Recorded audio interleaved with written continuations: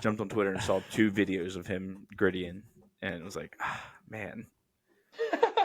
Brutal. Brutal. You see the Gesicki gritty, knowing you could have bet him for a touchdown.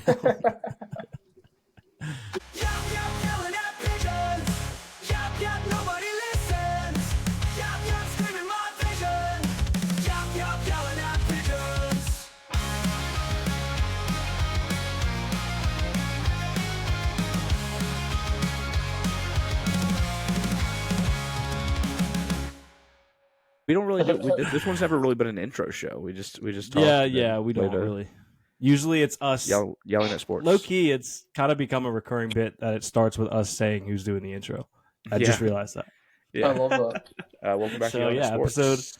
Episode 9, Yelling at Sports, with our new co-host Tanner Collins. Last time you saw him, he was just a guest, and now, fireworks! Did you do that on purpose? No, I just put my thumbs up. Awesome, dude. The timing, that was perfect. Oh, okay, awesome. The thumbs did it. That makes sense. Does that work for me? I don't know. I think it's like an iPhone thing now. Oh, okay, that makes sense. Give me more fireworks. Yeah, sweet. But anyway, if you missed last week's episode, or did we tweet about it? I put a tweet in the draft, so I meant to go back and hit send. I don't know if I did, because it was too late at night for me to tweet it out. Yeah. But so Tanner's going to be with us on all of our Yelling at Sports now, so get used to it. But yeah, you guys want to jump into some politics? It's election day. No, get out. Stop. No, Jill, stop. So we can start. Today was the NFL trade deadline. Yeah, we were supposed to do this on Thursday, but we were recording on Tuesday. Names. Yeah, sorry. Tuesday was the trade deadline. Unless I missed it while I was at work, there weren't any crazy moves, but definitely some. Dude, Mike Williams got traded. That's like Mike Williams got traded. Some are saying the Steelers got fleeced for like a 5th round pick. Yeah, I don't know. I don't even know. I think it was a 5th. Yeah, that's kind of a win-win. I feel like. Yeah, I feel like right? it's okay. I mean, he wasn't really working out for, with the Jets, but now the Steelers have an extra weapon that they've been needing. So yeah, like I feel like the Jets have a lot of receivers.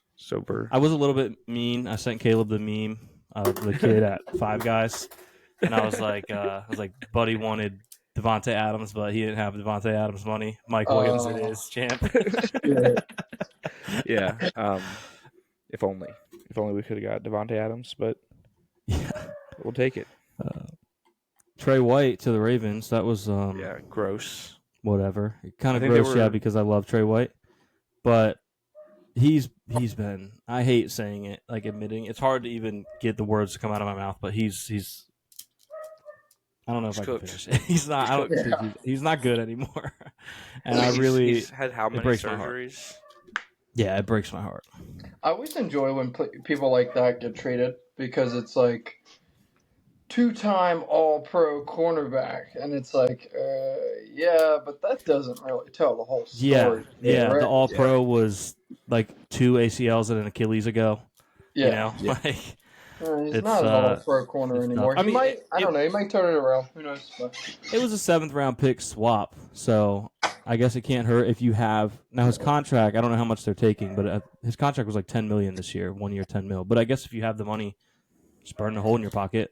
You might as well use it for something. Sorry, they swapped 7th-round picks? It wasn't like a 7th for a 6th? I think it was 7 swap. Interesting. Yeah, so basically free. I think they also trying. If you guys picked up, I'm sure he picked up my dog. Yeah, he's crazy. He knows that I'm on the other That's side. Probably what it is. He did not like Caleb when Caleb was in town. But I think they were trying to get Marshawn Lattimore, and then when the Commanders got him, they just had to go, unless that trade happened first. But no, that would make sense. Lattimore was first, I believe. Because I know I saw Ravens fans wanted Lattimore. At least a report. They also wanted Preston Smith. And good get for the Steelers. Good get for the Steelers. I think he's going to be good depth. When you have a pass rush like the Steelers, like guys are bound to get tired rushing the quarterback every single play.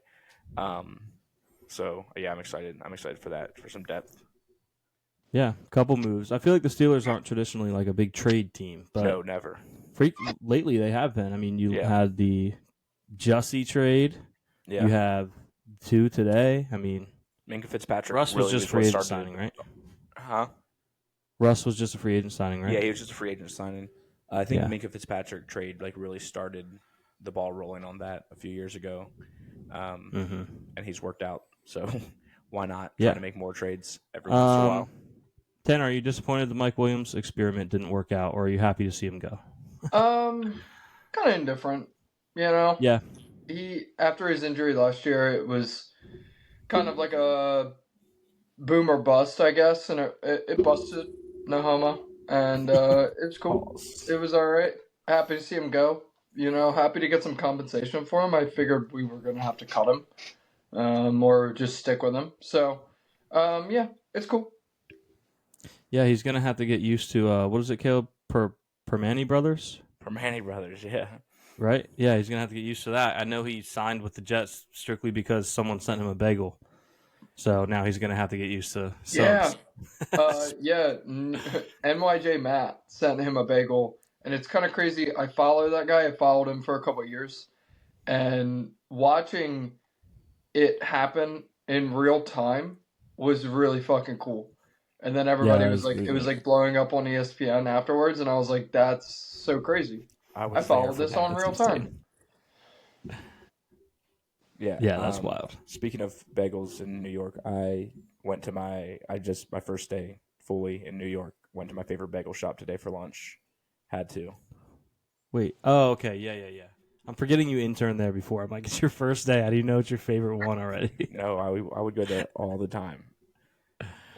Nice. They didn't have any everything bagels though, so I was kind of disappointed. Oh, that's brutal. We pushed through. That's crazy. What kind of bagel did you get? I got a plain with it. It had some Fred Smots, roast beef, and some arugula. Oh, nice. Little roast beef sandwich. It was awesome. Whoa, dude. And horseradish. Oh, I'm out. I'm out. All right. Any other trades you guys wanted to touch on? Oh, I want to rant about how dysfunctional and stupid the Dallas Cowboys organization is. You trade a 4th-round pick for Jonathan Mingo, who there's just no chance anyone was offering anything close to that. I have a hard time believing that. Yeah. Jerry Jones goes on the radio this morning. We're about to land a receiver who we've been very fond of since college, like hyping it up, say, okay, who's this going to be? And sure enough, Mingo, of all people. No offense to him. It's just he hasn't like Jonathan Mingo lived up. College, but he hasn't done anything in the NFL. Hasn't lived up to anything. There's no way his trade market was a 4th rounder. I just don't believe that. I think, for me, I would say the path for the Cowboys, and I don't think they'll do this, they need to fire McCarthy, which they're already long overdue on. Fire McCarthy because with Dak being out, I think they should be starting Trey Lance to see what they've got. They went and got him for a reason. And I don't think McCarthy's going to do that because he's coaching for his job.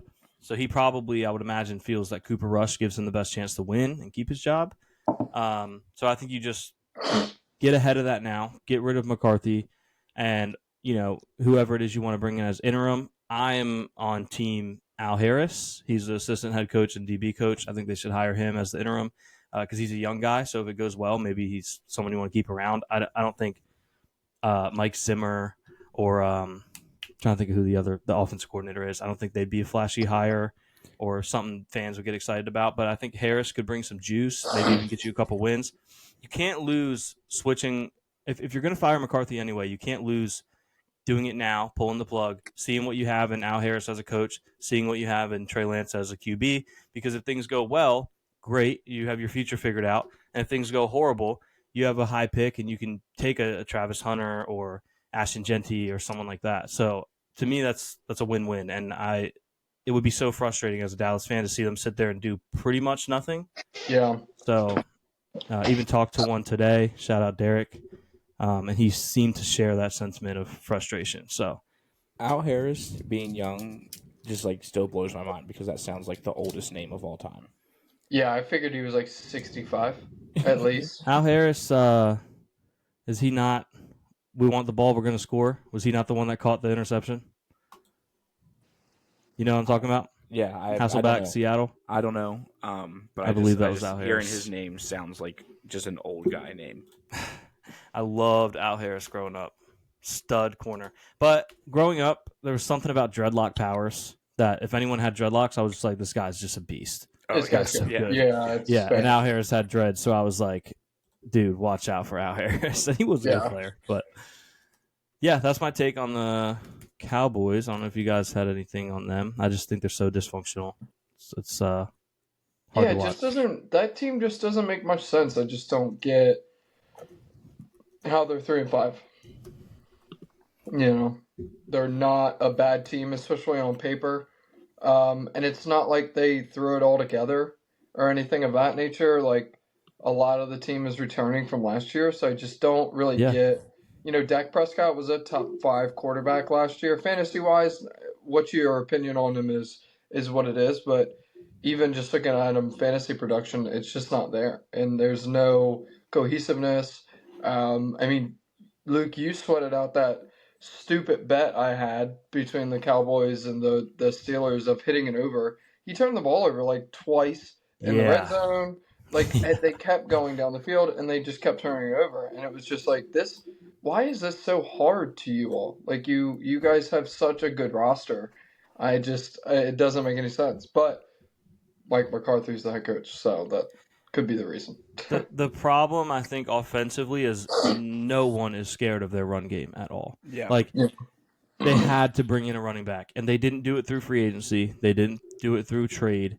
They didn't even do it the old-fashioned way through the draft. To my knowledge, they drafted no running, not even a late-round flyer, no running backs. Yeah. And I don't understand that. Like, Jerry Jones has to hang it up. He is washed. You could make the case he was never really that great as a GM to begin with, but he's just what do you do? I don't understand how they didn't bring in a running back. It could have been Derrick Henry, who lives in Dallas. It could have been Aaron Jones, who I want to say is from there. Don't fact check me on that because I might be wrong. And yet they do nothing, and then they sign Zeke with like a week before the season starts, and now they have trouble moving the ball because no one's defending the run. No one's stacking the box, so it's making it harder on Dak. This is why he hasn't seemed like that top 5 QB at times until maybe garbage time. He's racking up some stuff, but yeah, super dysfunctional for them. They have to start over. Yeah, they need a lot of pieces. Not even just a lot of pieces. They need to start working. I mean, their O-line was so strong for so long, and now they're kind of falling off. And then they don't have a running back. They thought Zeke. Who thought Zeke was going to be the answer? Yeah, he wasn't good last time he played there. Cook too. Yeah, like that was going to save it too. Dalvin Cook was, yeah. I did think Zeke would be more effective than he has been because I thought he looked okay in New England last year, but I still didn't think he'd be like good enough to be the guy. I thought maybe he would emerge. Yeah, I thought maybe he would emerge in a bad backfield, but I thought in a competent backfield he would be maybe like a goal line guy. Yeah. But they just they've had nothing, and it's bad. And they didn't do anything today, which isn't surprising. Yeah, a decent amount, but I just don't get. Yeah, I just haven't seen enough from him. I like him as a prospect, I guess, but I just haven't quite seen it yet. Yeah. So, and it feels like in a backfield that poor on paper, if he was that guy, I would think he would have emerged by now. Yeah. But who knows? Maybe there are other variables. So Ashton Genty next year. He's the answer. Ashton Genty would be a great pickup, but their offensive line is terrible. So it's like they also should not have paid Dak because I do like Dak. I'm not one of these people that's like, I can't believe they paid him. He's so bad. I do think he's a good player, but at his age and his, I guess, rank, for lack of better terms, I don't think he's going out here and winning you a game against. I mean, we've seen it even against like the Niners and stuff. He can't get over the hump in these huge games. He's just not getting it done. And wins are not a QB stat, but when you look at these games, you're not saying, man, Dak did everything he could. He made every play late and got them in the game, and the defense failed him. You're looking at it and saying what went wrong, and eventually that points back to the QB. So They shouldn't have paid him because now they're going to have trouble with keeping their guys. I mean, they were able to pay CD, but now Micah's going to be wanting a contract. I'm not sure if Diggs got his contract yet. You're going to have to move some of these guys. I would assume Lawrence will be moved in the offseason to save money. It's going to get weird for Dallas. I think they should just completely start over. Yeah. But that's enough on the Cowboys. That's enough of the Cowboys. Listen, come here. We talk Cowboys. ESPN won't do that. Yeah. The ESPN will not give you Cowboys talk. They won't give you Lakers talk, which we do. The ESPN will not do that. We definitely won't talk about the Jets either. So, we'll talk about the Jets. Speaking of which, if we're going over last week's scores, they were the first game, and they had a good win. Yes! They had a good win. I was hoping we would get fireworks. Some fireworks. Come on. You'll get one firework per episode, I guess. But, this game, I'll be honest, I didn't think the Jets would stand a shot. If you're a OG listener, stand a shot. But I thought this would be an easy win for the Texans, even with them struggling, because the Jets just felt like they were really just the roller coaster was on the down, and I didn't see the upward loop. But credit to them. They came out and played a good game. Rodgers looked sharp. Adams and Garrett both had great games. Garrett had one of the best catches we've ever seen. I mean, it's in the discussion for the best catch ever. Why am I blanking on his name? Malachi Corley, one of the most boneheaded plays. He seems like we get one every year or two. That was crazy. Brutal. I can't imagine having him for first touchdown scorer. Yeah. I would have cried. And that's a guy that you would have. It is, yeah. That is so true. Yeah. That would have been the leg you missed. Yeah, that when they ruled it a touchback, I was like, here we go. Typical Jets game. We're going to lose. Yeah, I thought the Texans at that point.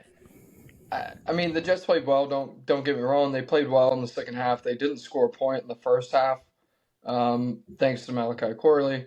But the Texans are so depleted that it's one of those games that, I mean, they were their top receiver was Tank Dell, and then who was it behind him? Diggs is out, Nico Collins is out. Yeah. The Jets play well against tight ends typically, so they're just so run down that we were going.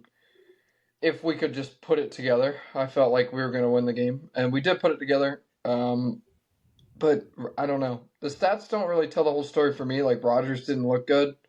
I don't know. I think this week is going to be a big test, and I think they play the Cardinals right now. It's like a toss up basically. So we'll see what happens with that game. But can I give you a hater stat that I saw online real quick about Rodgers? Yeah. Give it to me. This was not a stat I dug up for the record. I just saw it online.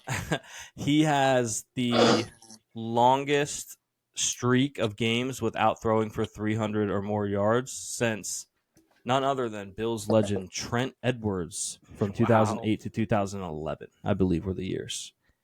33 games currently. Interesting. Now, obviously, you don't have to be throwing for 300 yards every game to win games, but you'd like to think Hall of Fame quarterback, you'd mix some in here and there, but we haven't seen that from him lately. Yeah, he's definitely seems like he's lost a step, but he's had injuries and a new team. That's an intriguing stat. I just went to his game logs. He had 281 against the Patriots, and he had 294 against the Bills. So almost there. He's almost there. He's getting there. Yeah. But I felt like getting there like Ray Allen. Like, just visual-wise, I thought that was one of his worst games as a Jet. He didn't turn the ball over, but, I mean, he missed Devontae Adams on a go route on the first play of the game. And there were just a couple other plays in there that I was just like, oh, man. Like, he just, I don't know. I don't know if they were out of sync.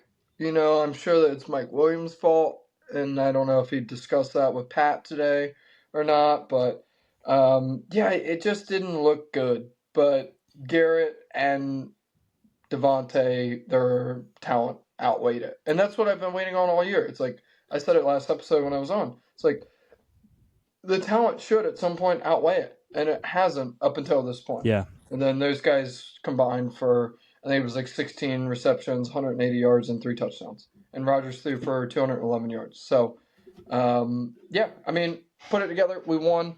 Not much to say, really. We got to win, I don't know, 6 or 7 more. So, yeah, to be fair, I was quick to say he was sharp, but I did watch like half of that game on my phone in a box truck. Yeah. So I didn't get the best look at it. But yeah, to your point, I mean, even like the Garrett touchdown, if not for an unbelievable play from Garrett Wilson, we're probably saying like, oh, what a miscue there. He had him. Yeah. You know what I mean? Yeah. So that would have been another example. Speaking to the Texans receivers, I was shocked that we didn't see Xavier Hutchinson or John Mechie step up. We talked about Malachi Corley being the kind of guy I would have for first touchdown. I went a little less crazy, although it turned out to be probably not, but I went a little less crazy in my mind with John Mechie for first touchdown that night, and he instead had 0 receptions. So, as did Hutchinson. Someone I'm in a gambling group chat on Twitter, and someone sent a thing, was like, what are we thinking about, Hutchinson or Mechie tonight? What do you guys think? And I was like, man, to be honest, this is crazy in hindsight, but I was like, man, to be honest, I really like them both, but I can't decide which one. I'm probably going to do a parlay with 2 different parlays where each one goes off, and they combined for 0 catches. Not my best take. Yeah, I thought Mechie was going to have something for sure, but I don't really know about Hutchinson that much. Yeah, I like John Mechie, but I don't know what was going on with that. But yeah, that was Thursday Night Football. We'll have tonight's Thursday Night Football will be Bengals-Ravens. That'll be fun. We'll get to that in a minute. That should be a good game. It should be a really good matchup. But let me go back to Week 9. Broncos-Ravens. Did anyone get suckered into taking the Broncos? I did not. I never thought there was any chance with the Ravens coming off a loss. I did not. I was hoping. I took the points. I was hoping neither of you would say that, so I could talk about how everyone that did was a sucker. But I get suckered into a lot, so it happens. Yeah. Bo Nix's I don't know. I just thought with the Ravens coming off of a loss, it was tough to take Denver. I think if the Ravens had won last week, I absolutely would have been talked into the Broncos. Yeah. The only highlight for the Broncos was the Bo Nix touchdown catch, and that was awesome. Yeah, that was cool. Yeah, that was cool. And the Ravens are looking scary, terrifying. Yeah, Derrick Henry still has it. Lamar is having an MVP season, way better than his MVP season last year. He's having his best season, his best season to date so far. Yeah. So, not much else on that game. One of the best backfields we've ever seen. Hall of Fame backfield, unreal. Raiders, Bengals, gross. Burrow did have 5 touchdowns in this game. None of them to crazy. Jamar Chase, who I had in our picks. I had him to score, and he's the best receiver on the team. Burrow's best friend since college. He throws 5 touchdowns, and none of them are to him. He only had 251 yards. That's pretty wild for 5 touchdowns. Yeah, I guess they just had short field the whole time. I don't know. They probably don't even do stats like this, but I wonder what the odds would be if, Joe Burrow to throw 5 touchdowns and Jamar Chase have 0. It's got to be astronomical. Yeah, if they offered that, that would be insane. And honestly, to sprinkle in Joe Burrow under, what did you say he had, 241? So Joe Burrow under 242, but also have 5 touchdowns. He had 251, but still. 251. Okay, still. With no T. Higgins, too. Who caught the touchdown passes? Gesicki had 2, and which I hate Gesicki. Yoshi had 1. I don't know where the other 2 came from. That's crazy. How do you hate Gesicki? Because I pick him up and he sucks, right? And I've been going through this for years. He sucks when I pick him up. I drop him, and then the week after I drop him, he has 2 touchdowns. And it's what are we doing here? He was I believe in him annually. First week of the season, I was like, he's going to get a touchdown. They're playing the Patriots. He's going to get a touchdown. He was my long shot touchdown. And I was so close to putting him on the board again this week, just because I had a feeling. And sure enough, dropped the ball. I jumped on Twitter and saw 2. Jumped on Twitter and saw 2 videos of him grittying, and it was like, man. Brutal. Brutal. You see the Gesicki gritty, knowing you could have bet him for a touchdown. Oh man, that's funny. Anything else or Saints Panthers? Because from what I've seen online, Saints fans are like praising Bryce Young as a god because he was the one that got Dennis Allen fired. The bad man is gone. He's gone. I don't know if I said it on this show before, but it was truly shocking to me that he was still a head coach. Oh, like big time. He's been there a while now, and they've done nothing. I don't understand why he was still there. So good for Saints fans. That, like you said, the bad man is gone. It'll be interesting to see what route they go in the offseason. Maybe they go with the young offensive guru. I don't know. They kind of need a quarterback. I'm just not super high on Derek Carr. Yeah. So they got a lot of work to do over what there. What a downfall, too. After 2 weeks, it was like the Saints, would they score on like 8 straight possessions, like 8 straight touchdowns? Like it was something crazy that they had scored Their between first the 2 first weeks 2 games. were unreal. And now first 2 weeks were unreal, and then they haven't won since. Yeah, it's like, what? 7 in a row. It's crazy. Patriots, Titans. I have something to say and we brought this up last time when Tanner was just a guest. As an AFC East guy, I'm starting to get a little bit scared of Drake May. Me too. He looks like he has good. That just like he makes plays that don't make sense. Yeah. Like there's something there. There's something there. Yeah. There's just something about Flacco. Yeah. Something about Drake May. Something about him. Did you guys see that last play to send it to overtime? I know this game kind of got swept under the rug. That was an unreal play. Like, if they win that game, that play is being talked about everywhere. Yeah. Unfortunately for them, and for one of my live bets, they lost. But yeah, Drake May, he looks like the real deal to me. Yeah. They need to get him a weapon. They should have. I shouldn't say they should have made a play for one today. I would be interested to know if they made any calls, because the earlier you can get someone in there and get working on chemistry, the better. But you can address that in the draft or in free agency. Him and Kendrick Bourne just need to get chemistry together. Dang it, you beat me to it. Wait, what was him and who? Kendrick Bourne. Kendrick Bourne. Shocked he didn't get moved. Yes. Yeah, probably the most movable receiver. And the vibes were wrong. That is a good source. I'm not shitting on the vibe source, but it's like, don't blame me. Don't blame me. Blame my sources. No, the sources just come on. The vibes are the sources, and they were wrong. So that was a shame. I would have liked to see him go somewhere good, somewhere productive. But yeah, maybe it's Kayshon Boutte, maybe it's Kendrick Bourne. Someone's got to get going for them, because Drake May, he's looking like a good ball player. Yeah. We talked about the Cowboys. Falcons. Falcons get the win. The Cowboys have a knack for getting blown out by one score. Yeah. Does that make sense? That game did not look close at all. Yeah. They make the game look on paper like, oh, okay, Dallas is right there. They almost beat all these good teams. But if you watch the game, they're getting smoked the whole time. Yeah. That was another game like that for Dallas this week. Bills-Dolphins, I have to eat some humble pie here. I have been out on Tyler Bass. He has been so bad for like 2 years now. When he lined up for that 61-yard field goal to win the game, I was worried because I was so certain he was going to miss it. My brain is already going, okay, is Miami going to be able to pull off like a 15-yard gain here and have a chance at their own? Because there were still like 10 seconds on the clock or something. So I'm like, they might have time for one play. And boy, if he didn't nail it. Longest field goal in franchise history. And he might be back, because I think that was something like that was probably the only thing that could save him. He was kicking for his job at that point. Like, every attempt, his career was on the line. And hitting one like that, I think, 61 kind of starts him over. Crazy.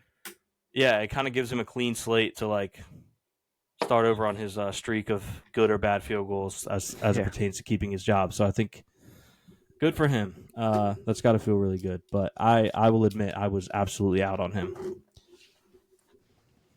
I mean, he missed an extra point in Sunday's game. So, yeah, but he hit the 61-yarder when it counted. Let's just breeze through some of these, because I know we want to get to this week's games. Yeah, I have to hop off in like 25-ish minutes. Okay, cool. Chargers, Browns. Chargers get the Browns look bad. Jameis looked bad. Love Jameis, but was not it this week.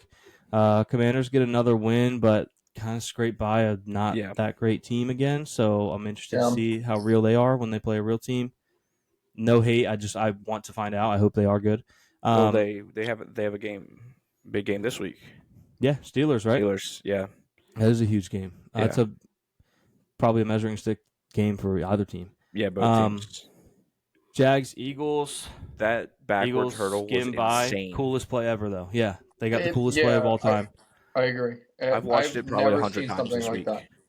Yeah, reverse hurdle is just insane, dude. Yeah. Someone said like he probably is gonna get like multiple hundreds of high school athletes severely injured this week. Oh, I'm sure. Because they're going to try to mimic that, and they're going to get... kids will die this week, unfortunately, because of Saquon. They will get destroyed. Yeah, so they're going to try to jump and just get helmet right in the back.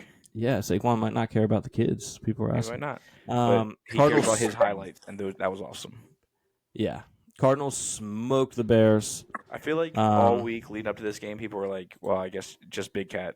It was like, the Cardinals have no pass rush. The Cardinals have no pass rush. The Cardinals have and then 4 sacks. But they seem to forget the Bears have even less of an O-line than anyone else could possibly have. No pass rush. Yeah. Cardinals made a move for pass rush this week, too. Brandon Browning, good player. Good player. But yeah, smoked the Bears. The Bears are bad. They need a new coaching staff. Rams Seahawks was a great game. Overtime. Rams pulled it off. Stafford gets it done again late. Hey, I saw this thing. Go ahead. Sorry. I saw this thing just real quick online. Somebody was like, if Matt Stafford drags this team to the postseason, I think he's a Hall of Fame quarterback. And it made me think, like, isn't Matt Stafford already a Hall of Fame quarterback? I was going to say. No, I agree. He already is. Lock, right? Yeah, I think without the Super Bowl, it would have been debatable. And then that's where I would have come in and said, wins on a QB stat. He's a Hall of Famer. But I think especially with the Super Bowl, he's absolutely a Hall of Famer. It doesn't matter if he drags them to the playoffs or not. I'm also a huge Jackson Smith and Jigba truther. Been on him all season, having him every fantasy league. JSN. So finally came through. And huge fan of his. So. It's good to see him get more opportunities because I don't know, when he was getting drafted, I was hoping he'd go somewhere where he could have a chance to be the guy right away. That's not been the case in Seattle, but with DK being out, he was getting more targets, and man, he had an incredible game. His brother plays for the Pirates. That is true. Almost forgot about that. Lions Packers. I thought this would be closer, but the Lions are just so good. The Lions are so good. Yeah, so good. I don't think best team in the NFL. I don't think Jordan Love was healthy yet. Yeah. No. I don't think he'll be healthy all year, unfortunately. That seems like a case where agree. He's just going to scrape by. And it almost, I'd like to know if there's an option on the table where he could sit for a couple weeks and they would get him healthy. Because Malik Willis wasn't bad when he played. They do have a bye week this week, which is nice for them. But yeah, then they play the Bears. So maybe against the Bears he could sit and let Malik Willis. That'd be. They probably could still win that game with Malik Willis.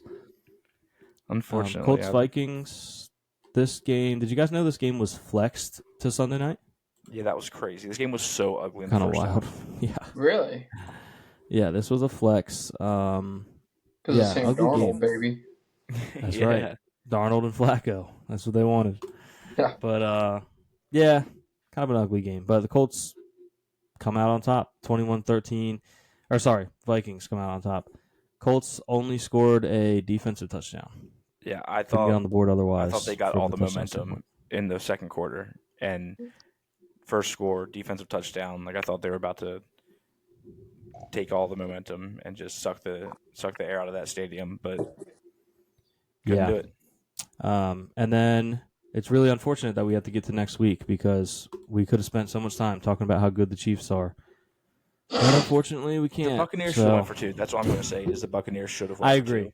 I was thinking it the whole drive. I would say the same thing about everyone watching that game was probably thinking the same thing. Yeah. Got to go for 2. And I would say the same thing about the Patriots and the Titans game. Like the Patriots should have went for 2. Especially after a crazy play. Like the guy go out there and work his magic again. Yep. But yeah, completely agree. But yeah, that was week 9. Let's cover week 10. We did mention that tonight, if you're listening on Thursday, we have Bengals Ravens. Ravens have been the much better team, but this is a divisional game, especially the AFC North, and the Bengals offense has been good. They did also add a running back at the deadline on Tuesday, adding Khalil Herbert from Chicago, who I think is a pretty good player. I loved that addition for them. Yeah, I think it's a good move. Zach Moss hasn't been that great. He was kind of solid early in the season, but he fell off. He might be. I know he was out this week. But either way, they needed a running back, so that was a good move. But will it be enough to beat Baltimore? Because they are rolling. Yeah, they look good. Thoughts? They look good. They look scary. It's just you gotta throw the record books out when you when teams in the AFC play like no love lost. Yeah, Ravens hater in me and Joe Burrow truther in me says go Bengals, but I don't know. It's tough. That Ravens team's just really, really good. I mean, they could every game for the rest of the year they have to be favored. I don't know what the rest of their schedule looks like. Even through the playoffs, they have to be favored in every game. So I'm taking plus lines against the Steelers. Yeah, that's true. They'll probably drop one to Pittsburgh, at least one. Those games are always weird no matter what. Plus, both teams are playing well right now. So, looking at their schedule here, Steelers maybe could pull it off. Philly could be a threat. But that's honestly about it. I don't see any others. But it is the Steelers twice and Philly obviously once. So, we'll see how that works out. Yeah. Giants, Panthers. I don't know why I feel like this game has happened like 4 times this year. Oh my god! I feel like I've seen this doing the podcast and said Giants, Panthers, gross, and went to the next game like 6 times. This has to be the worst overseas game ever. Yeah. This might come in with the least watched numbers in like modern NFL history. I probably will not be watching it. I was going to say, with that being said, I'm sick and I'm disgusting and I will watch it. You would definitely put in a gnarly parlay that will get close. I absolutely will have a parlay. I can't wait to see the I'll probably have like it will be Tommy Tremble. He will be my first touchdown. It just came to me right now. It will be Tommy Tremble. So get that in your books. But yeah, gross game. 9:30 in Germany. 2 of like the worst possible teams that you could give the Germans. So I don't think they're going to be liking American football after that game. That's what I'm talking about, baby. Stick it to them. That's what they get. Stick it to them. That's what they get. That's what they get. They deserve it. Niners, Bucks. This should be a great game. Yeah, I think it's going to be a lot of fun. Playing good losing football lately. Yeah. Yeah. McCaffrey back too. It seems he's back at practice. So. Okay. Yeah, we'll see. So did they just open his 21-day window, or is he like back? I believe they opened his 21-day window, but he did come back to practice on the first day. So we'll see what they feel. I don't know what Jordan Mason's status is. I think that probably plays a big part in it. If he's healthy, able to go, they may leave McCaffrey one more week. But they are, I mean, I don't have it up right now, but they're, what, 4-4? Yeah, 3-5? Something not great. So, yeah. They're 4-4, third in the NFC West, which is but that whole division is close. Yeah, they're all right there. Rams are leading that division, I believe, off the top of my head. I think it's the Cardinals because they have the head-to-head against the Rams. Yeah. But I believe they have the same record. Sneaky Cardinals. Sneaky Cardinals. Don't worry, the Jets will take care of them this week, San Francisco. Broncos, Chiefs -8. Look, are you skipping games again? No, we might just be going in a different order. Oh. Why? I had Falcons Saints next. Oh, I'm Snake. I'm going Snake. No, you're snaking. I have it on my Snake that game. Saints suck. Who cares? I have it on the snaking. Gotcha. I have it on desktop. Broncos Chiefs. This would be a game. We'll see. By the end of the week, I might talk myself into Broncos covering The Broncos just got embarrassed, and it's a divisional game. Yeah. Divisional games always can get weird. Yeah. I might talk myself into them covering. We'll see. To be determined. Tanner, are you going back to the well with Denver this week? Nope. I'm out. What if Zach Wilson's playing? Oh, dude. That would be electric. Hammer the money line, dude. I would too, just for the vibes, I would too. If nothing else. No, honestly, I really like Bo Nix. I always have. I have him in multiple dynasty leagues. I like Bo Nix, and I thought last week he was going to get it done. I thought he'd keep it close. I didn't think they were going to win, but I thought they lose by like a touchdown. I just needed not a blowout, and it ended up being a blowout. And Zay Flowers put up 127 yards and 2 touchdowns on sickness blanking right now on their top cornerback. But Surtain, I don't know. I heard all this stuff about Surtain, and he's great, and he travels. And I don't know if he traveled. I didn't watch much of the game, but 127, 2 touchdowns. I know a cornerback that wouldn't let that happen. So I'm a big Surtain guy, but this was not his best. Yeah, he just. Maybe Surtain's not allowed to hold. Maybe that's why. Well, I mean, Sauce isn't allowed to hold this year either. I think he leaves. No, he just gets flagged for it. Yeah. Yeah. So. Yeah, Denver. I'm going to talk myself into Denver by the end of the week. That's my prediction. Sounds like you're already there. So I'm with. I'm pretty much there. If you're listening to this on Thursday, look out for the graphic this weekend that has Luke's underdog as Broncos +8. Yeah. And my wild card touchdown is Tommy Tremble. Falcons Saints. Do the Saints get a new coach bump here? Who did they promote? Do we know offhand? I don't think it matters. I don't think they're that good. I think they need to turn it over to Spencer Rattler. You need to figure out if he's your guy. And I liked Rattler in the games they played. I'm not saying I didn't. I'm not saying he's a starting QB, but he wasn't terrible.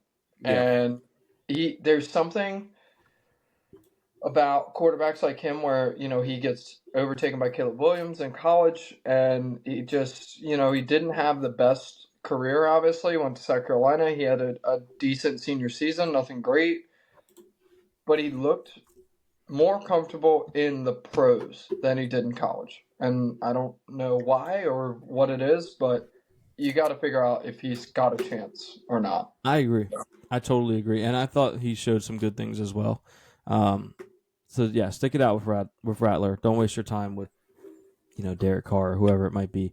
I will say the new coach, the interim coach, is the Rizzler. So that does make me kind of want to bet on them. Darren Rizzi. Okay. Might have to. Never heard. Might have to ride with. I haven't either until now, but Rizzi, I might have to ride with the Rizzler. Yeah, we'll see. What else did I have on this? Oh, I wanted to backtrack real quick and thank Tanner for being the only one that likes Bo Nix on this podcast because someone had to do it. Someone had to. So, you guys don't like Bo Nix? I don't think he's a good football player, but I do think he's fun. I think Bo Nix is a really good quarterback. This is what gets me irritated with it. I feel like Bo Nix is great value Drew Lock. No way. Bo Nix is great value Drew Brees. You guys get out of here. You guys are tripping.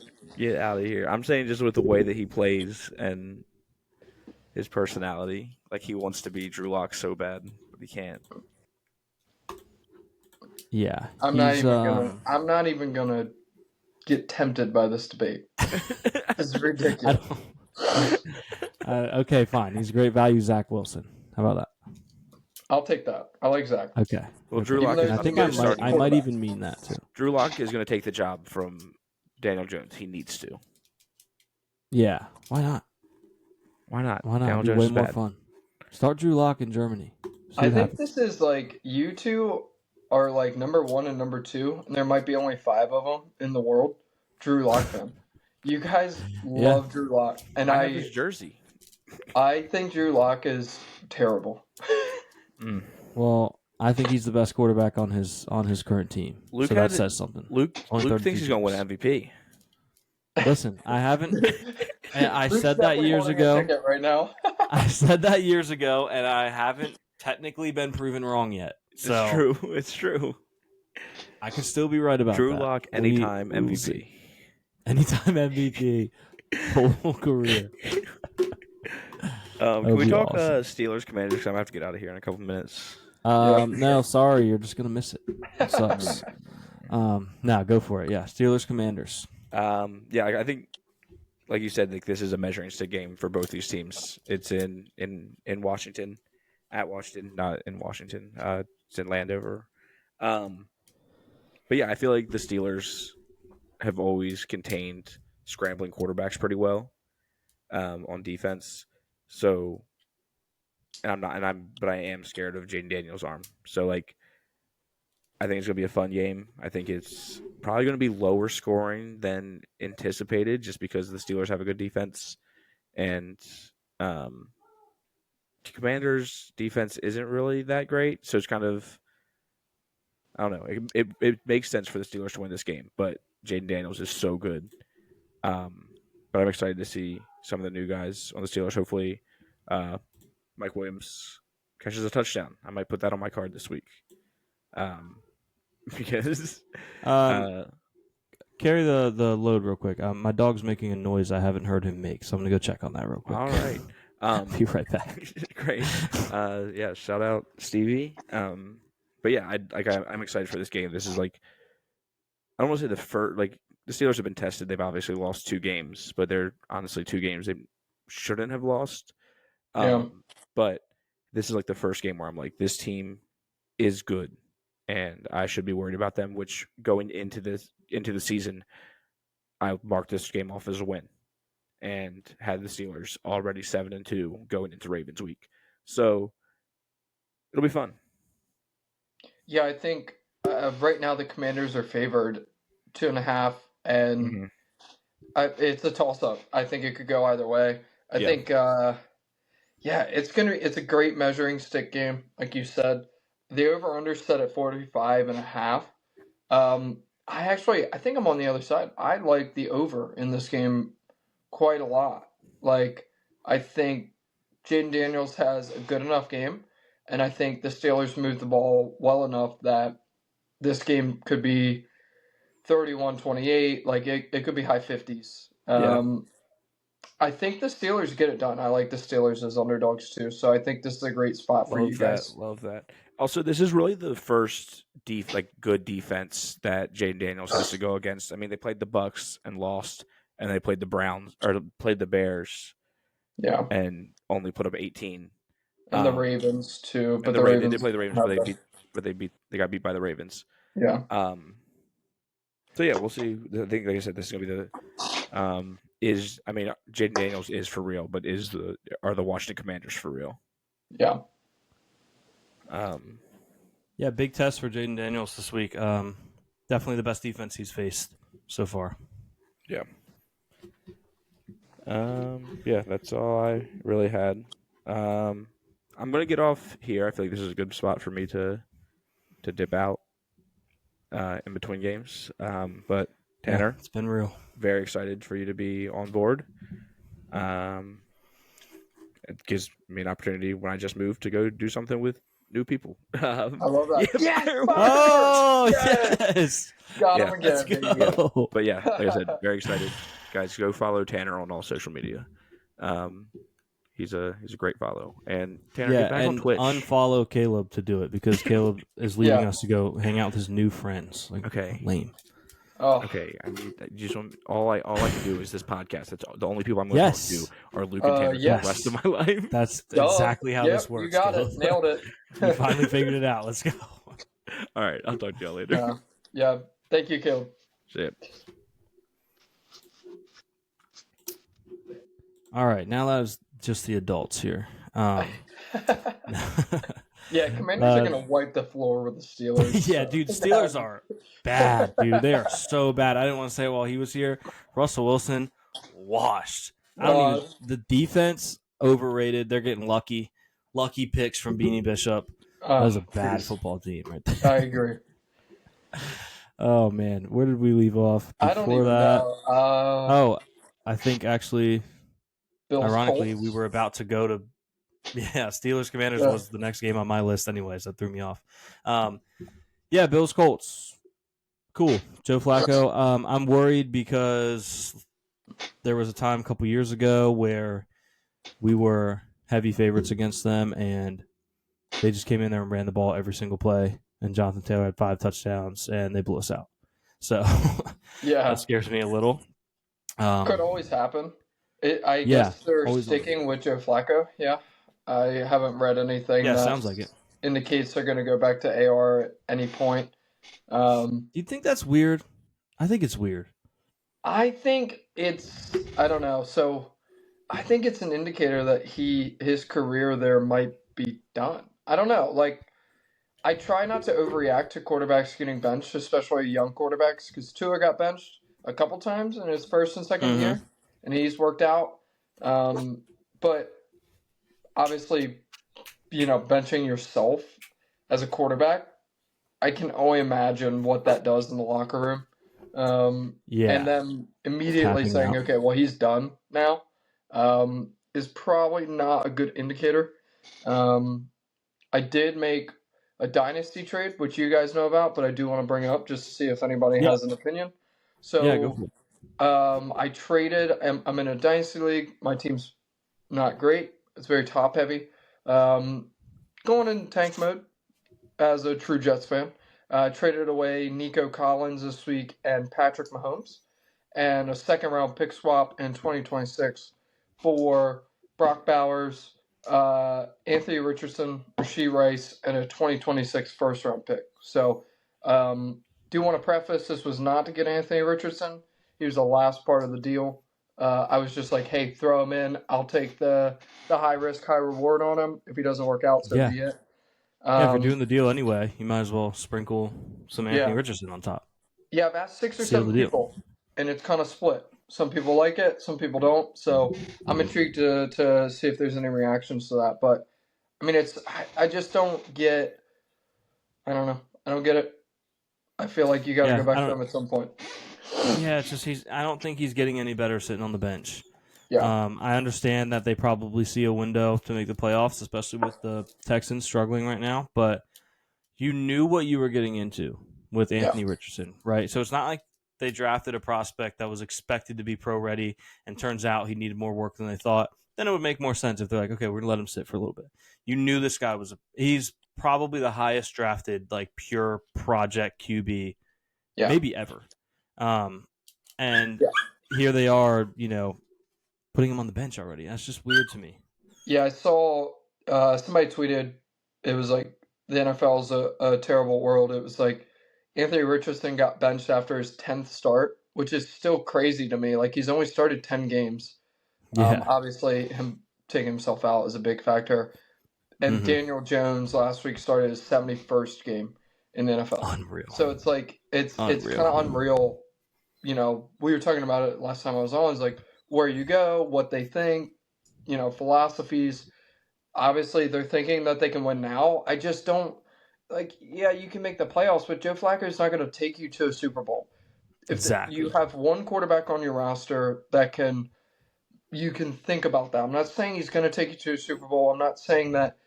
I'm saying it's a 2% chance that happens, right? Less than that. But it's a 0% chance with Joe Flacco. Like, Anthony Richardson has the tools to make a deep run in the playoffs, catch teams off guard. Joe Flacco doesn't have that. Yeah. I don't. People are absolutely going to take that out of context, by the way. And if this is like, if Caleb makes a clip, they're going to be like, wow, this guy actually thinks Anthony Richardson's going to take the Colts to the Super Bowl. But I know what you're saying. Like, there's a greater than 0% chance. With Flacco, there's probably a 0% chance. I just don't see it. It's 0% for me. Like, there's with the teams that they have to beat in the AFC, and if they somehow make it to a Super Bowl, like, look at what Colin Kaepernick did, right, with the 49ers. Got in, turned it on, ran all over the Packers in the playoffs, made it to the Super Bowl. Like, I'm not saying Anthony Richardson's going to do that. I don't think it's more likely than not he's going to do that. But if anybody's going to rush for 150 yards and catch a team off guard, it's Anthony Richardson. Like, listen, it would definitely catch him off guard if Flacco had that kind of performance. Yeah, right. 100-yard rushing performance from Flacco would definitely catch people off guard. I mean, Flacco that's for sure. Struggles to throw for 200 yards. You know, yeah. They hand the ball off, hope that Jonathan Taylor's able to average 6 yards a carry, or somebody's going to take a 4-yard reception, 20 yards, like every single play with Flacco as the quarterback. So, I don't know. But yeah, I mean, last year's regular season, he was awesome for Cleveland as kind of a emergency option. And then as soon as they got to the postseason, he had to play real football against real teams, like playoff teams. It was only one because they couldn't even get a win out of it, and he was the reason they lost. Yeah. You've heard me repeat it a bunch. Wins on a QB stat, but losses when you're the reason they lost is definitely worth noting. Yeah. So, and he was awful in that playoff game. That brings us to Vikings Jags. The Jags are just such a weird team. I saw some stat that this is like technically the best their offense has ever been, but meanwhile, it's not that good and they suck. Yeah, it's really weird. But yeah, Vikings -4. This almost feels like a bait line to me because I like the Vikings. Feels like a trap. Yeah, this and the Falcons -3.5 against the Saints. Both of those feel like traps. Yeah. Like, how are the Falcons only 3.5-point favorites? How are the Vikings only that's a good point. favorites? I think the Jaguars, you were talking about the Cowboys earlier. Like, same with Jaguars. Yeah. Like, nobody gets blown out nicely like the Jaguars do. Like, I mean, they only lost by 4 or 5, right, to the Eagles. Mm-hmm. Without Nick Sirianni being one of the worst coaches in the NFL, they should have been... Coordinator Merchant. Dude, he's terrible. But it's like they should have been blown out of that game. And they had a chance to win it. And they shouldn't have. You know, and I thought they did get blown out. And then when I checked the score, like I'm going over the scores and I was like, oh. Yeah. It was like a 1-score game. Yeah, 22-0, I think, at one point. And then I looked down 10 minutes later, it's 22-16. And I'm like, why are they still going for 2? They went for 2. It was 16-0. And I was watching it with Eagles fan in the kitchen, and I was like, "There's no way they're going for 2 right now." I understand they got a penalty. They had a 1 yard. They only need 1 yard. But the 1 yard thing does make it a little bit more justifiable. It does, but it's like 16 points and 17 points is quite literally 3 possessions to 2 possessions, and it was a great example of why you just take the point, just take it. Yeah, like the biggest thing was that they, correct me if I'm wrong, they went for it on 4th late at midfield. Yeah. And that really gave the Jags a shot. Yeah. You know, Sirianni makes a lot of weird in-game calls. I feel like he kind of scrapes by on his coordinators doing a good job. Agreed. So, not a huge Sirianni guy. Patriots, Bears. Who cares? Yeah, don't have anything. What do I get for 2 thumbs down? Oh, that'd be... Rain. Yeah, what if it was like explosions? Oh, rain. Okay, that's cool. I love that. I'm going to start utilizing these features more. Each game, does it get rain or fireworks? Yeah. Oh, man. Yeah, I literally have pretty much nothing. I mean, I'm still keeping my eyes peeled for Drake May. See how he does. Yeah, it's a 6-point spread right now. I like New England. Yeah, I was going to say the opposite. I think Caleb Williams gets back on track here. I think the Cardinals are a very good football team. And I do too. I think they beat the Chargers, but like that game against the Chargers is a great example. There's so many ways that they can beat you. They haven't gotten Marvin Harrison going yet, and they're still beating teams, and they just win football games. And then they went and wiped the floor with the Bears, who I don't think are terrible. I think their coaching staff's terrible, but like they wiped the floor with them because I think the Cardinals are legitimately a good football team. Yeah, I don't necessarily disagree. I just think the Bears are reeling. I think Eberflus has lost the locker room. Did you see the play where DJ Moore just walked off the field in the middle of the play? I did. Week? So there were like a couple theories that I kind of bought into. Maybe he thought Caleb was out of bounds. Well, he thought he thought he was out of bounds. And so he can't come back into play anyway. And the other one was he was limping when he came off of the field.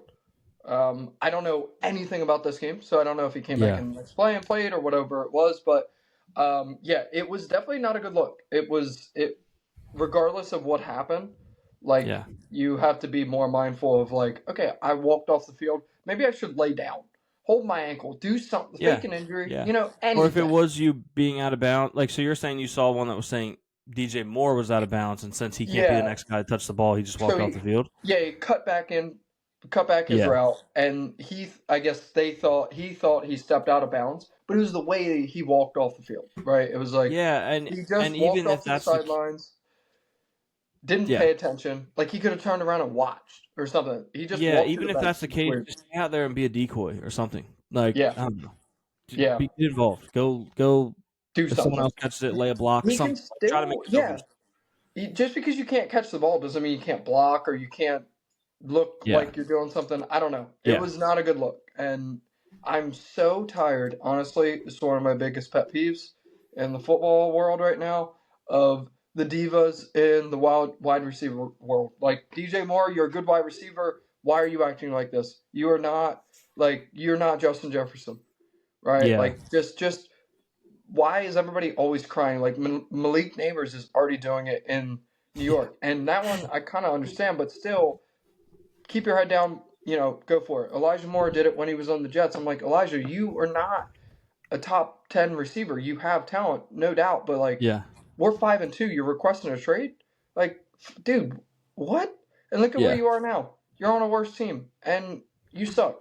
So it's like I just don't. I hate it, man. It's so frustrating. Yeah, you had Jordan Addison a couple weeks ago, free 3. I'm like, listen, I am not necessarily against what a receiver is playing well enough that they can back it up and say, this is what I deserve, this is where I should be, this scenario I should be in, whatever it might be. But like in Jordan Addison's case, or like you said with Moore, like you're in year 2, man. Like it is way too early to be doing the free 3 thing. You have a lot more stripes to earn before you get to throw around that kind of stuff. Yeah. And I would argue with the same with DJ Moore. Not that he's necessarily requested a trade or anything, but like you don't get to be lazy and take plays off. First of all, no one should be taking plays off. But if anyone can get away with it, it's someone that's backing it up every other play. And he's 100%. Not. So And you're 4-3 too. It's like and he's had good games. Like he had a game I think with 2 touchdowns. Like he's had a decent year. It's just so weird, like how, and maybe it's the locker room thing you were talking about, but it's just like, George Pickens has done it throughout his career already. Yeah. It's just like you've got talent, you believe in yourself, but like be a good teammate. I don't know, like be a good person to the people around you. It's so frustrating. Sorry to rant on the randomly, but no, because you're right, it's being a leader. Like you talk about, back, seems like forever ago when you were just a guest 2 weeks ago. But when we talked about, it was Devontae Adams' first game with the Jets, right? A team that had been losing and not playing well, and a receiving group that hadn't been productive.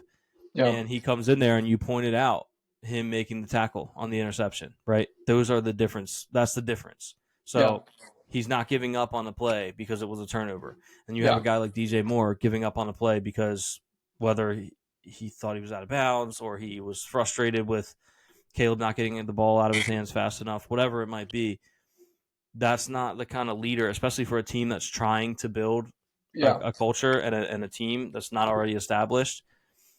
That's not going to help you find that identity. And 100%. Yeah. That, to me, that's one small example of why the vibes, I'm a big vibes guy, coming from Chicago, are that Eberflus has lost the locker room. For sure. Yeah. With that said, Eagles-Cowboys. Eagles are 7-point favorites. Cowboys, I assume, are expected to start Cooper Rush. I did talk about what I think they should do, and they will not do that because Jerry Jones is senile. But somehow this game will probably mess around and be close because what did we talk about? Division games are weird. Yeah. Anything can happen. And the Cowboys get blown out by 1 score every week. So with this being 7-point spread, this might be another one I talk myself into a disgusting underdog. to come.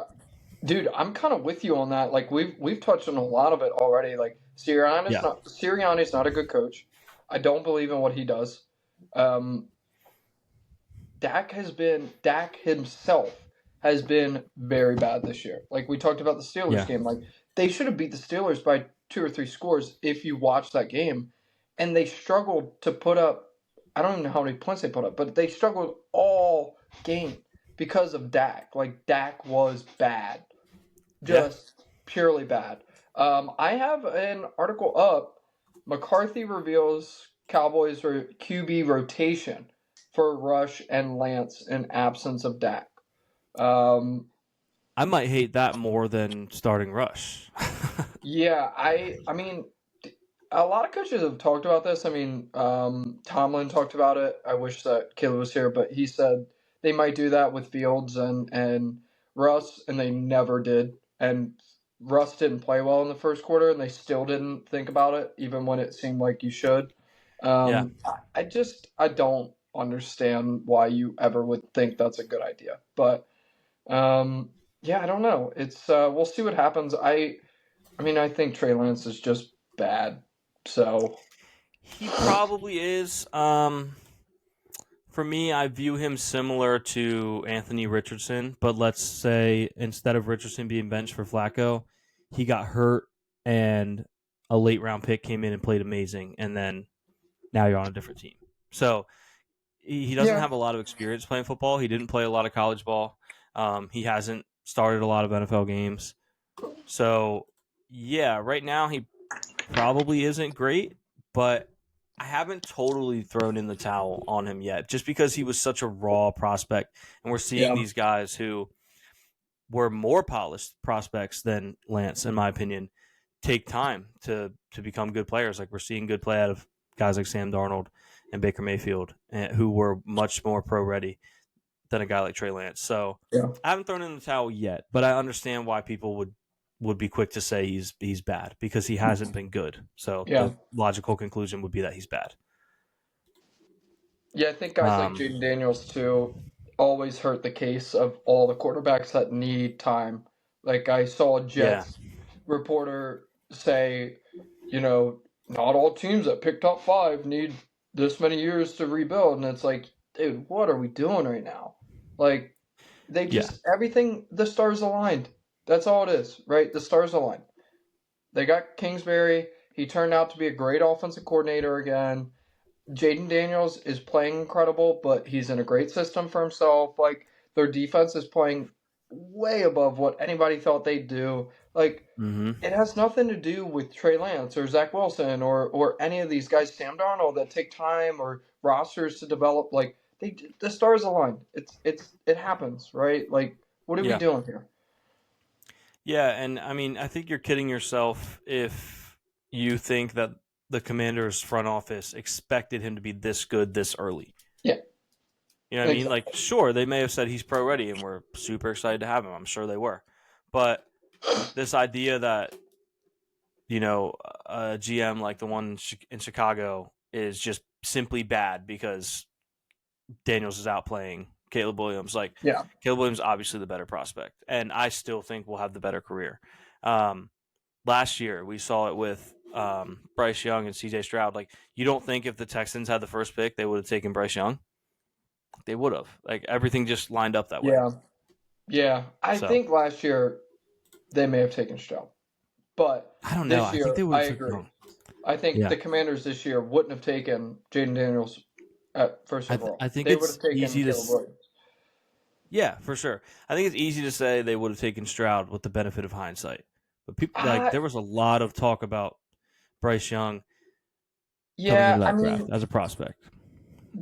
I would have taken Stroud because I'm biased and I watched him at Ohio State and he has better size and intangibles. Like, to me, he checked more boxes. But I don't know. People really liked Bryce Young. Carolina's coaching staff seemed to be in on Stroud last year, and this is all hindsight. But like Josh McCown loved Stroud. I do remember him talking to Stroud and seemed fond of him. This is doesn't need to be debated. I agree. Yeah. It's one of those things like that. The Commanders would have taken Caleb Williams 101 if they had the pick. Easily. Nobody was going to take Jaden Daniels. I mean, Jaden Daniels wasn't going to get drafted over Drake May until a month or two before the draft. Even it was all off-season stuff. It wasn't after college, or it wasn't during college. Sorry, it was all after. So it's like it's hard to sit here and I don't know, hear stuff like that. Like Daniels' rise to the second pick kind of reminded me of Burrow's rise to the first pick, right? So that whole year, the whole tagline was tank for Tua, tank for Tua, tank for Tua. And then Burrow comes kind of out of nowhere. Not that he was a no-name, but he certainly hadn't had the year that he finished on, which was very similar to Daniels. We saw him at Arizona State and, that his final year at LSU was just obviously incredible. He wins the Heisman, and a guy like Drake May does fall below him. But, yeah, I mean, it's kind of talking in circles here. But, yeah, just ultimately they just kind of got lucky, and I still think Caleb could be the better player. So I think so, too. Yeah, I think he is the more polished prospect, and with a good coaching staff and a good offensive line, he's going to be just fine, Lions, Texans. If the Texans were fully healthy, I would say this is going to be a good game. Apparently, Nico might come back this week. Do you know anything about that, Nico Collins? No, I had no clue. I thought Nico was out for the year. I know he's not out for the year, but I don't know if he's coming back this week or not. Let's see. Texans provide injury update on Nico Collins. He'll be evaluated closely this week. Sounds to me like he's probably my source vibes are saying no. Yeah. Vibes are saying next week. First reported by the Vibes. Okay, Jets Cardinals. Floor is yours. You did just talk about how good the Cardinals are. Yeah, Cardinals, I think, wipe the floor with the Jets here. I think I don't think the Jets are. I don't know. It's hard to say, right? Like it's 10 days. I think the Cardinals win this game. I believe in the Cardinals. I've been on Kyler Murray this year. I tried to draft him in every league possible. He's had a good year. Yeah, I mean, new coaching staff could play a difference in the longer week. Robert Saleh had a crazy, prolonged or after bye week stat where I don't think he ever won a game when the Jets had more than 7 days to prepare for their opponent. So we'll see what happens this week. So weird. It's usually the opposite. Yeah, it's supposed to be the opposite, but he had enough time to overthink. That was his problem. I guess. I don't know. Yeah, I have no clue. But with that, I mean, 10 days for Devontae Adams to get more acclimated in the system where he just put up 90 yards and a touchdown. I think we get quite a few defensive players back this week. Mosley should be back. DJ Reed's back. We didn't trade him, thank God. Michael Carter may be back too. So we'll see what happens. But we don't contain rushing quarterbacks very well. With that, Michael Clemens doesn't have to play, so I don't have to watch him overcommit to the run and a quarterback run outside of him. But I'll take the Cardinals. He would never do that, especially on a crucial down. On a crucial he third would never, or fourth down. Yeah, he would never. If you have evidence of that, show it to me because I'd like to watch it over and over. Yeah, I'll take the Cardinals in this game. I think they're the better team. Yeah, 1.5 point spread is surprising. Almost feels like a trap, but I'm trying not to overthink it. The 1.5, they should cover that. Yeah, but then again, that is a weird line. I don't know. Who knows what Jets are going to show up? It could. That's the thing. Yeah, the potential Jets, right? And that we've been waiting on it and waiting on it, and I don't think we saw it last week. And people are going to ride it like we did because of the stats from Adams. It could be it could be this week. So we'll see. I mean, they're already talking about they have to win every game or lose one of the last 7 or 8 that we play. So we'll see. I don't believe in them. And they'd have to reel off 4 or 5 for me to kind of think, okay, maybe they are good. So. Yeah, no, that makes sense. Monday Night Football, Dolphins Rams. This is actually I feel like this has potential to be like the game of the week. Sneaky. Yeah. Could be a big I think this is a really good matchup. Yeah, I like the over. If I can convince myself to take away my bias, I might like the Dolphins as underdogs, but the Rams are kind of hot right now. Yeah, I think the Dolphins as underdogs here. Just not really digging into it. I would have assumed they were favorites. They played well last week with Tua back against the Bills. Only lost to an incredible field goal. I think the Dolphins win this game. I like the Rams, don't get me wrong, but I don't think that division between, sorry, not the division in total, but the Rams and the Seahawks are great teams. Seahawks are hurt. So, yeah, I don't know. It'll be interesting to see what happens. Yeah, game of the week watch for that, for sure. Yeah, that wraps up this week's games. I would say we'll give you our picks, but I think we'll put a graphic out. Look for that, because especially with Caleb not here. Plus, unfortunately, we do record a little early, so it's hard to make them that early, especially when it comes to the touchdown scorers. Yeah, we don't have odds yet, so. Yeah, we will definitely get a graphic out for you guys. But yeah, enjoy Bengals Ravens tonight. That's going to be fun. Do you have anything on any other sports that you wanted to cover before we go? The Capitals are really good at hockey. Are they? Really? Yeah, I was under the impression they were not, because I don't pay attention. But they brought in a new head coach this year. They were not supposed to be good. It was simply trying to get Ovechkin the goal scoring record, which he's, I think, 35 off of Gretzky right now, which may happen this year, which is also crazy to say. As someone who doesn't know a lot of hockey, how realistic is 35 this season for someone his age, or just in general? I would say before the season, I would have given it like a 20% chance. I think it's up to like 35%. He's definitely lost a step, but they're finding ways for him to score. Still, 35 is a tall task. That would mean that he's scoring 40 goals this year. He's going to get it unless something crazy happens. I mean, that's why he's still playing. But yeah, I mean, they're just a good hockey team, which is really great to see. The coach has made some very good changes, so I'm very excited to be a Caps fan. So nice. As someone who watches a lot of hockey and yourself, can you give me an update on my Sabres? Are they still in poverty, or is there at least a glimmer of hope? There is, I would say, a glimmer of hope. It's definitely better than it was. They're a decent team. They're not a bottom feeder. I haven't watched a ton of Sabres because I don't bet a ton on their games, but let's go to the standings. I know that they were like 3-5 at one point, which is decent, obviously, for the Sabres.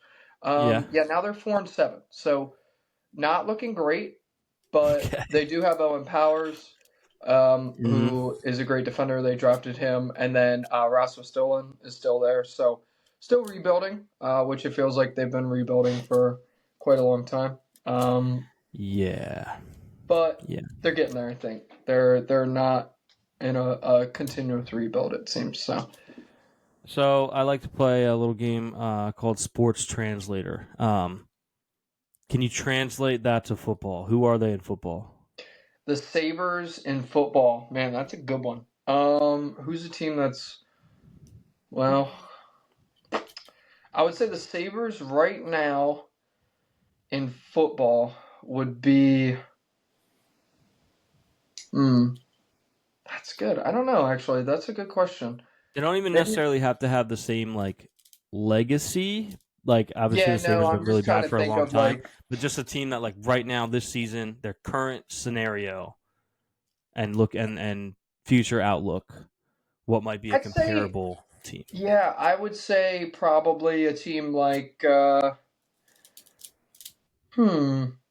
maybe the Bears. The Bears have won more. Okay. But they're on the upswing. You know, it doesn't seem like they're going to be a perennial drafting top 5. I mean, the Sabres will probably draft in the top 5 this year, but I'd be shocked if they did it next year. So they've got some talent around them. Man, that's a good question. I'm trying to figure out. I mean, maybe the Jaguars too. The Jaguars have been so bad for so long. From the outside looking in, the Jags feels more right because I don't think the Sabres have that Caleb Williams type of prospect. That ironically would, to me, and I could be way off on this, would seem more like the Blackhawks, also in Chicago. Yeah, that's not a bad one. The Blackhawks kind of suck though. They're definitely going to get better. The Bears kind of suck though. The Bears do kind of suck.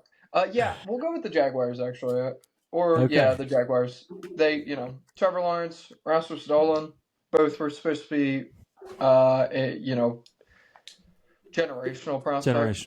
They're not, but they're still good. Good. Maybe I don't know how your feelings are about Trevor Lawrence, but they're good, and we'll see kind of what happens. So he's good, but he's not. At least not so far. He's not been the generational guy we were told he was. Yeah, that's for sure. Yeah, that's a good way to put it. So, yeah. Jaguars, Sabres are the Jaguars right now. Nice. All right. Well, I'll leave off with my prediction for the men's college basketball national championship. It is not biased at all. Forget what jersey I'm wearing right now, and it is the Ohio State men's basketball Buckeyes. I do really like their roster this year. They actually aren't even my number one for men's basketball, which is kind of weird because they are for football. But I'm a Kentucky guy, which is even more disgusting and biased. Or bandwagon, I should say. Yeah. But my backup team is Ohio State because I like the football team, and vice versa with the football team. My backup team is Kentucky because I like their basketball team. So I respect it. Yeah. Yeah. So I really like Ohio State's team this year. I did a future, a nice little bias two-leg parlay, Lakers to win the NBA Cup and Ohio State to win the national championship. And that was $10 to pay out over $12,000. But the way I look at it, if the Lakers, who are defending champs of the NBA Cup, can hit a hot streak for the cup and win it and defend their title, you get to watch March Madness being like, I have a straight bet on one team to win it all for $12,000. Yeah. That would be awesome. And Ohio State's got a really good team this year. They finished well last year after they fired their coach, and it just was a little too late to get in the tournament because they were pretty bad with their old coach. But they finished on a strong note. They brought in my favorite player in college basketball on a transfer in Meechie Johnson Jr. from South Carolina. He's an Ohio guy. He's a LeBron prodigy guy. Not that he's LeBron, but LeBron, he's one of LeBron's guys. Yeah. So, I'm excited to see how they do this year. And that was college basketball. I love that. The basketball cup, too. Obviously, I don't watch much basketball at all. Definitely seems like something that LeBron is going to gun for, right? Like, he wants to win the first two. And that, man, I'm LeBron, and Jordan doesn't have a cup, Yeah. Jordan doesn't have a cup. I have two. I got two. So, that's interesting. Yeah, at this age, Jordan was playing with a different kind of cup. That man hadn't put the cup down yet. So, but I agree. LeBron wants to add that to his legacy, and being a team that's defending it, having won last year, it's hard to gauge which teams care because it's such a new concept. I think a lot of teams are just like, whatever. When do we play? Yeah. We'll play. But obviously the Lakers do because they won it last year and now defending their title. So that's your future parlay of the week. Maybe I'll do a crazy one every week, and maybe eventually one of them won't be biased. So that'd be nice. Oh, man. All right, well, I think that just about does it, unless you have anything else before we go. Nope, I got nothing. Cool. All right, you guys can follow me anywhere that I'm on at Luke Schultz 56. And Tanner, where can they find you at? I am Tanner Collins _3 on Twitter and Instagram. So give me a follow. Sweet. And just as a reminder, expect Tanner every episode now. He's the third host. I will try to come up with a revised logo so we can get the little, maybe not this week, the revised logo, but it's coming. Fireworks again. Let's go. We'll get a third pigeon on that logo before you know it. So, thanks for listening, and we'll talk to you guys next week. Peace.